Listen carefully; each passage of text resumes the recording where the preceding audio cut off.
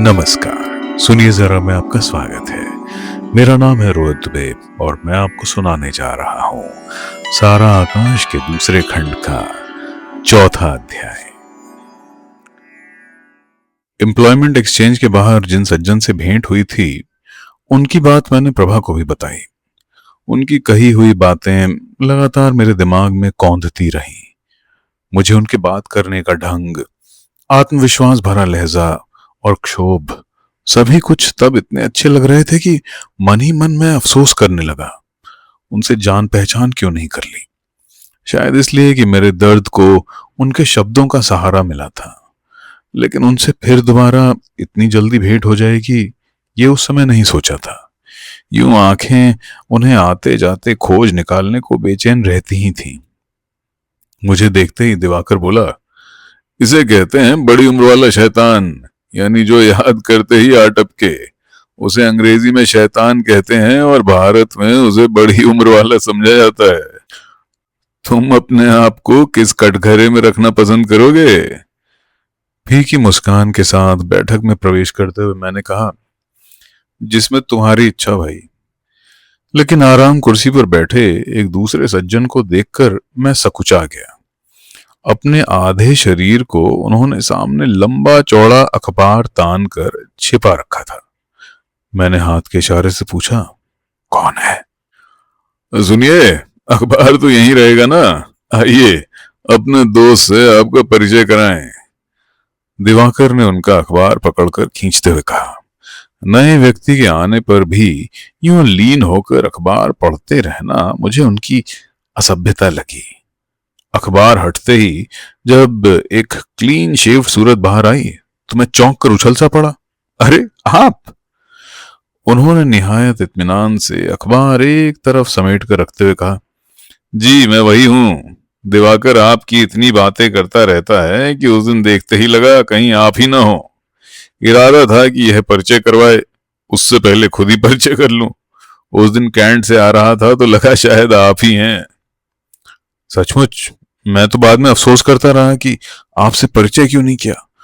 उस दिन ना आपकी बातों ने मुझे इतना ज्यादा, मेरे भीतर कृतज्ञता जैसा कुछ उमड़ने लगा था। उसे रोककर मैं बोला, अगली बात वहीं तोड़ दी। दिवाकर ने निराशा से दोनों हाथों को झटका। अब क्या परिचय कराएं? आप लोग पहले कहाँ मिल लिए भाई? अच्छा खैर, समर, मैं इन्हीं के बारे में बता रहा था। यही हमारे शिरीष भाई साहब हैं। ये कह तो रहे थे कि शायद तुम्हें कहीं देखा है या मिल आए हैं, लेकिन मैंने बताया कि उसका 2-3 दिन से कोई पता ही नहीं है। पुलिस खोजती फिर रही है। उसके मजाक की तरफ ध्यान न देकर मैंने कृतज्ञता से कहा, अगर मुझे तब पता होता कि आप ही शिरीष भाई साहब हैं तो। बात को बीच में काटकर वे बोले, तो क्या मारने पीटने का इरादा था? और वे खिलखिलाकर हंस पड़े। अच्छा खैर, ये सारी बातें छोड़िए और आराम से बैठिए। मुझे यहाँ आए 2-3 दिन हो गए।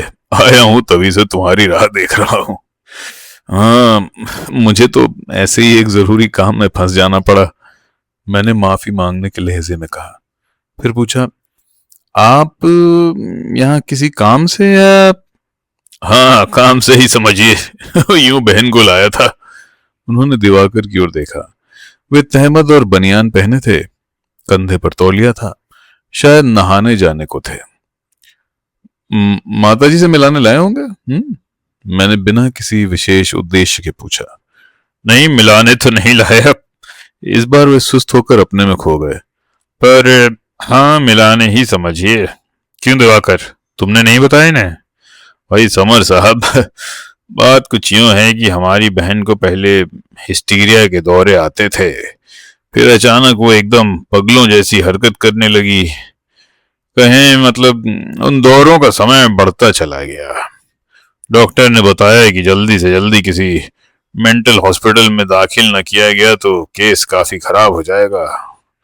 तो परसों उसे भर्ती करा के आए हैं। तुम होते तो तुम्हें भी छोड़ आते, बीच में दिवाकर ने कहा। मुझे उस पर झुंझलाहट आने लगी। इतनी गंभीर बात में भी उसे मजाक ही सूझ रहा है। फिर और भी ध्यान से उसकी तरफ मुखातिब होकर कहा, हिस्टीरिया के दौरे क्यों आने लगे? इसके बारे में डॉक्टरों ने कुछ नहीं बताया?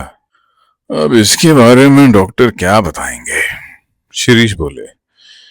यह तो हमेशा ही मानसिक परेशानियों, बहुत अधिक चिंताओं और नर्वस दबाव से आने लगते हैं।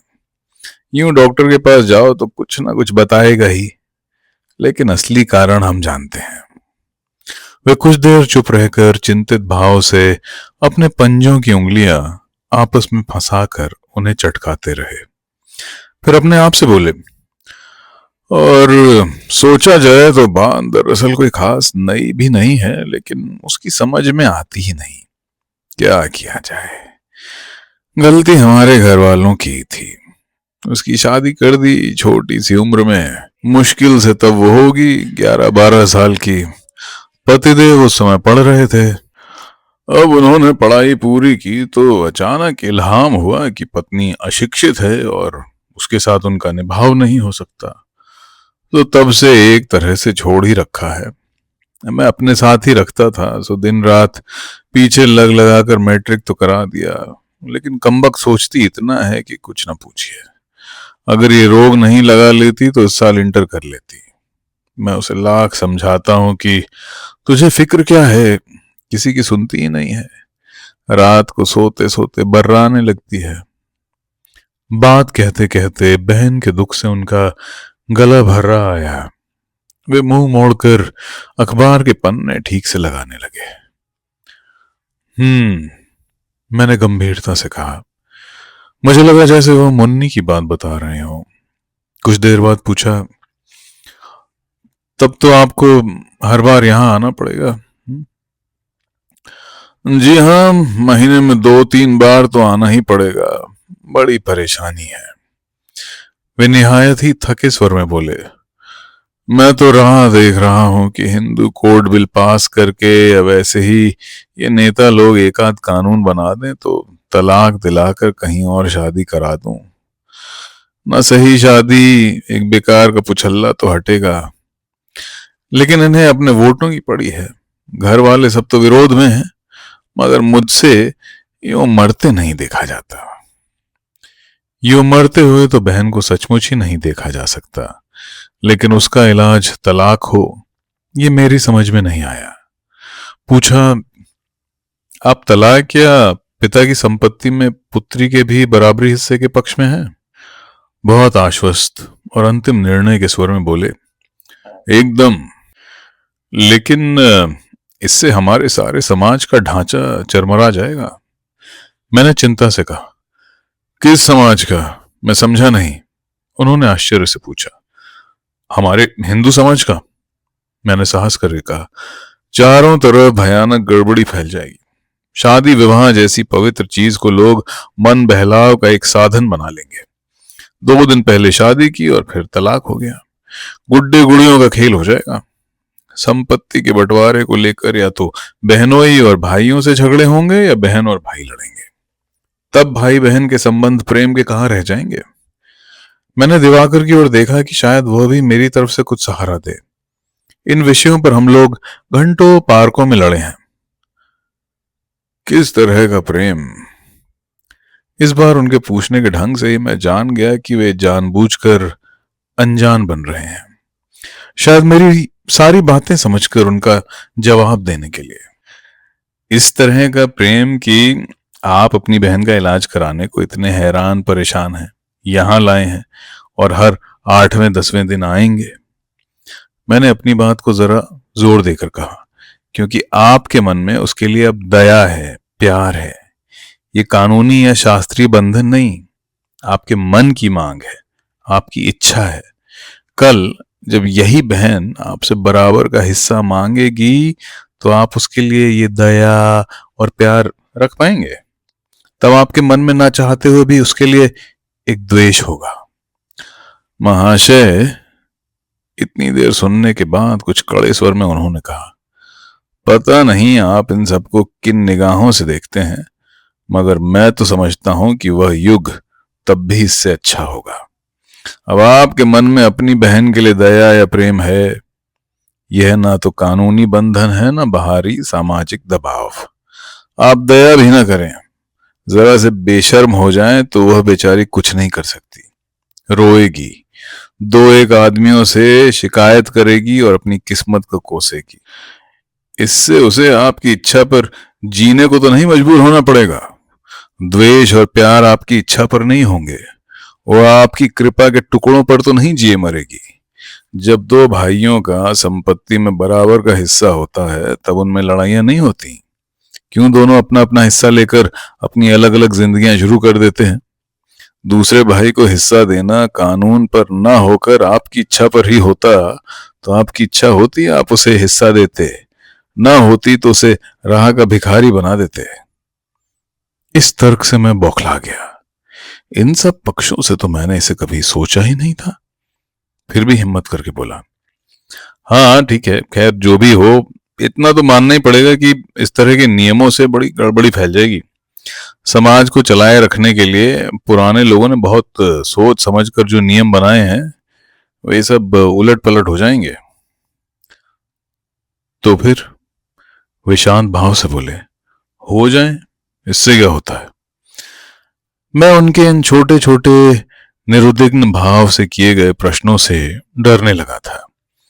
खूब सचेत होकर कि कहीं कोई उल्टा सीधा जवाब न दे जाऊं, बोला, इससे अपने यहाँ की सती और आदर्श नारियों की उज्जवल परंपरा ना एकदम लुप्त हो जाएगी। विवाह का आधार या तो स्वार्थ रह जाएगा या वासना का आवेश।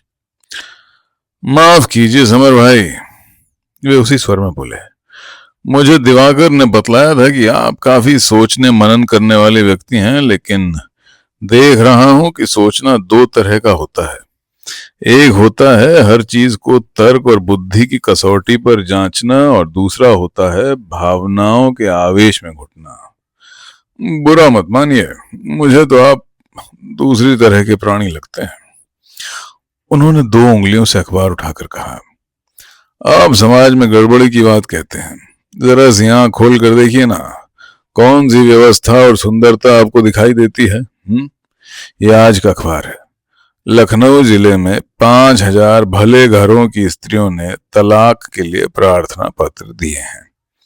इन सबको एक साथ शौक चल रहा है या आपके ख्याल से ये सब वासना से उन्मत्त हो रही हैं? 2 स्त्रियां जलकर मर गईं, 4 कुएं में गिर गईं, 8 भाग गईं या टीबी से मर गईं। ये सारी बातें हम लोगों के लिए इतनी स्वाभाविक हो गई हैं कि उन्हें हम यूं ही टाल देते हैं। ये कहीं भी हमें नहीं छूती। मुझे भी तो बताइए ना, किस सुव्यवस्था की बात आप कर रहे हैं। मैं आपके घर की बातें तो नहीं जानता, लेकिन मुझे एक घर बताइए जहां नारी मजबूरियों में घुट नहीं रही। मैं शिक्षित और साहसी औरतों की बात नहीं कह रहा, वहां भी समस्याएं हैं, किंतु वे दूसरी तरह की हैं। वे बोलते रहे और कभी मेरे सामने मुन्नी की और कभी प्रभा की तस्वीरें आती रहीं। लगता था जैसे ये सारी बातें केवल उन दोनों को ही ध्यान में रखकर कही जा रही हैं, सिर्फ मेरे लिए ही कही जा रही हैं। मजबूरी में घुल घुल और घुट घुट कर मरने को भारतीय नारी की सहनशीलता का नाम देकर मत पूजिए। करोड़ों व्यक्तियों के हजारों सालों के इतिहास से तो निकाले गए 2 नाम, सीता और सावित्री। मैं पूछता हूं, सीता का नाम लेते समय हमारा माथा शर्म से झुक नहीं जाता? निर्दोष नारी के कितने बड़े कलंक और कितनी अमानुषिक यातना को हम लोग झंडों पर गाड़ कर पूछते हैं। उनकी इस बात से मेरा मुंह तमतमा आया। मुझे लगा जैसे उन्होंने भरे बाजार मुझे गाली दे दी हो। हमारे ऋषि मुनियों के बनाए सारे धर्म नियम आपकी निगाह में बेकार हैं? जहां तक उन्हें संग्रहालय या म्यूजियम में रखने का सवाल है, मैं मानता हूं कि उनके लिए खूबसूरत कांच की अलमारियां होनी चाहिए, लेकिन अगर उन्हें आप आज के समाज के कानूनों के रूप में लादना चाहेंगे तो मैं कहूंगा कि उन्हें चूल्हे में रखकर चाय बनाइए और जोर से कहकहा लगाकर खुश होइए कि आपने कंधों पर लदे और गर्दन में दांत गड़ाते भालू को उतार फेंका। मेरी उत्तेजना का आनंद लेते हुए वे जेब से सिगरेट का पैकेट निकालकर माचिस खोजने लगे। उनके द्वारा अपने लिए पेश की गई सिगरेट को मना करके मैं गौर से उनके चेहरे की तरफ देखने लगा। इनकी बहन की तरह कहीं इनका दिमाग भी तो नहीं चल गया। वे धुएं भरी फूंक से जलती तीली को बुझाते रहे और मैं सोचता रहा कि उनके सिर को ना अगर दीवार से दे मारा जाए तो निकलता हुआ धुआं कैसा लगे। जबरदस्ती अपने को वश में रखकर मैंने पूछा, अच्छा, आप अपने हिंदू धर्म को संसार का सर्वश्रेष्ठ धर्म नहीं मानते? वे फिर होंठ टेढ़े करके मुस्कुराए। देखता हूं आप बढ़ती हुई दुनिया से काफी दूर हैं। श्रीमान समर जी, आपकी इस संघ वाली भाषा को अरब सागर के पार कोई नहीं जानता। दुनिया एटम और हाइड्रोजन बम बनाती है और आप अपनी गोबर संस्कृति को लिए रोते हैं। इस तरह की दंभ भरी बातों से पहले आपने कभी दूसरी सभ्यताओं और संस्कृतियों को जांचने की कोशिश की है? पुराने खंडहर और ज्ञान की पुरानी किताबें रोम और मिस्र के पास भी कम नहीं हैं। चीन की सभ्यता ने संसार को जो कुछ दिया है उसका आधा भी तो किसी और ने नहीं दिया। ईसाइयों को आप चाहे जितनी गालियां दें कि वे लोगों का धर्म बदलते हैं, मगर वे ही हैं जो अनजाने लोगों के बीच लाखों मुसीबतें सह कर जाते हैं, स्कूल खोलते हैं, अस्पताल खोलते हैं और अपनी जिंदगियां धर्म के नाम पर अर्पित कर देते हैं। आपके यहाँ विश्व के कल्याण की बात करते करते अगर किसी को जोश भी आ गया तो हिमालय में तपस्या करने भाग खड़ा होता है। पैसा हुआ तो साधुओं को पालने के लिए मंदिर में जागीरें लगा देता है। गरीब हुआ तो सिर घुटाकर दूध मलाई खाने लगता है। अरे आप सिर्फ उनका एक पक्ष देख रहे हैं शिरीष भाई। मैं बोला, एक या दो मैं नहीं जानता, मैं तो वही पक्ष देख रहा हूं जो हमारे सामने है, जिसके आज हम सब शिकार हैं। आपके यहाँ दूध की नदियां बहती थीं और सोने की वर्षा होती थी, लेकिन आज आप संसार की सबसे जाहिल कौम है। आपका धर्म सबसे ज्यादा अवैज्ञानिक धर्म है। आदमी की बुद्धि के सारे विकास को भूलकर जो धर्म अव्यवहारिक बातों को जीवन का लक्ष्य बताता रहे, संसार के सारे ज्ञान विज्ञान को वेदों में खोजता रहे, वो सचमुच दयनीय है। लखनऊ के इक्का चलाने वाले नवाबों का ध्यान आता है मुझे तो ये सारी बातें सुन सुनकर, और वे अपनी ही बात पर जोर से हंस पड़े। मैंने कोशिश करके कहा, अरे इन बाहरी चीजों पर अपने को केंद्रित करना कभी हमारा लक्ष्य ही नहीं रहा, इसीलिए हमने ना कभी दूसरे देशों पर हमले किए, ना धर्म को संसार में फैलाने के जिहाद बोले। हमारा लक्ष्य तो हमेशा ही आध्यात्मिक शांति और उन्नति रहा। और इस बार सिगरेट पीना बीच में छोड़कर वे हो करके हंस पड़े। बड़ा सुंदर शब्द जाल है अपनी लाचारी छिपाने का। इसे ही तो लोग गरीबी को पूजना कहते हैं। बाहर हमले न करने का कारण कोई दार्शनिक आधार हो ऐसा नहीं, बल्कि सच्चाई यह है कि आपके पास ताकत नहीं थी, वरना आपस में लड़ने और एक दूसरे का राज्य हड़पने में आप कभी पीछे नहीं रहे। और जिन अशोक और कनिष्क के पास ताकत थी, उन्होंने बाहर वालों पर कृपा कर दी हो ऐसा भी नहीं है। फिर बीच में ही अपनी बात तोड़कर बोले, मैं ना तो पुराने इतिहास की बात करता हूं ना हवाई बातें, मैं तो सीधी बात पूछता हूं। आज आप अपने देश के किसी भी आदमी को पकड़कर पूछिए उसके मन में कितनी आध्यात्मिक शांति है। आध्यात्मिक शांति सिर्फ दान, ट्रस्टों और चंदे के रुपए में दूध मलाई उड़ाने वालों में होती है। मेरा मन कुलबुलाने लगा। ऐसा कौन सा सवाल पूछूं कि इस आदमी की ये कतरनी सी जबान बंद हो जाए। अचानक ही मैंने पूछा, संसार की उत्पत्ति कैसे हुई? वे फिर जोर जोर से हंसने लगे। आप तो पुराने ऋषि मुनियों की तरह शास्त्रार्थ करने लगे। संसार की उत्पत्ति तो बड़े सीधे ढंग से हुई थी। ब्रह्मा ने सोचा मैं अकेला हूं, मुझसे नहीं रहा जाता, अब अनेक हो जाऊं, और उसने अपने गुणों का प्रसार कर लिया। तब प्रकृति आ गई या खुदा ने कुन कहा और दुनिया हो गई। इसमें ऐसी क्या दिक्कत है? फिर नाक से धुआं निकालते हुए सिगरेट को खुले दरवाजे से बाहर फेंका और मुस्कुराए। समर जी, मैं नहीं कहता कि आज के वैज्ञानिक संसार की उत्पत्ति का जो भी रूप या प्रारंभ बताते हैं वही अंतिम सत्य है, लेकिन इन सारे गपोड़ों से ये ज्यादा सही नहीं लगता।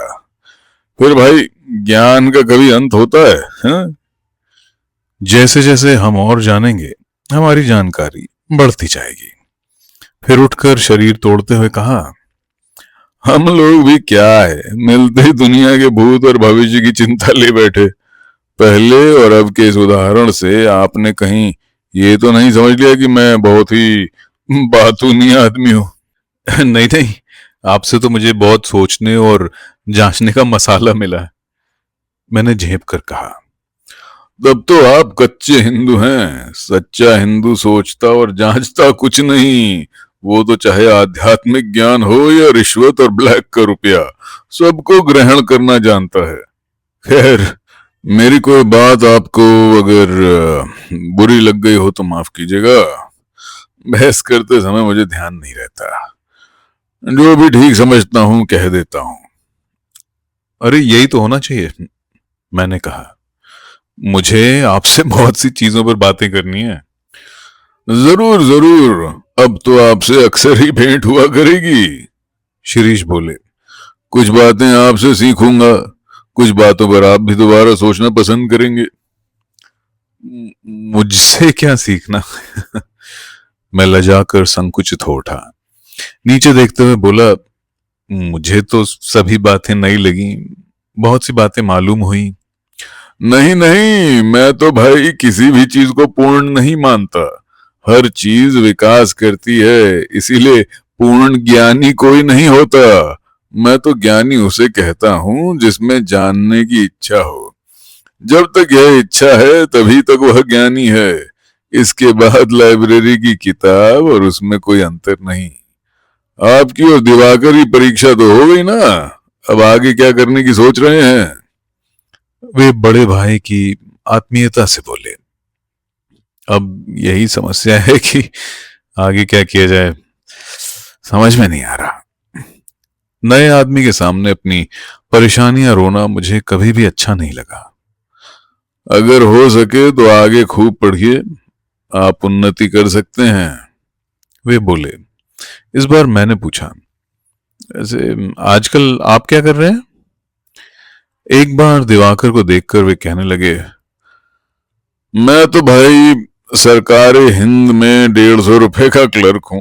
बड़ी मुश्किल से छुट्टी मिलती है, सो शनिवार को आया करूंगा और रविवार को चला जाया करूंगा, यही सोचता हूं।